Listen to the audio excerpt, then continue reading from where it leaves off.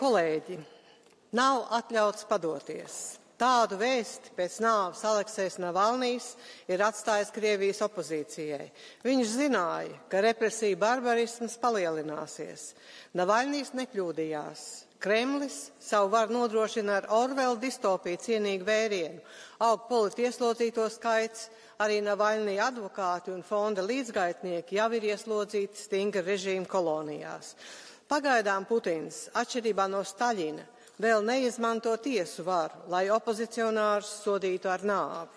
To viņš risina diskrētāk, pretiniekus indējot, uzspridzinot vai izmetot pa logu. Krievijas opozīcija ir novājināta līdz kritiskam līmenim, tāpēc Eiropas pienākums ir atbalstīt pilsoniskās sabiedrības aktivistus Krievijā un arī opozīciju, kas darbojās ārpus tās. Politiskās represijas nodrošina Putinam viņa ekspansijas politiku un hibrīda operācijas pret kaimiņu valstīm.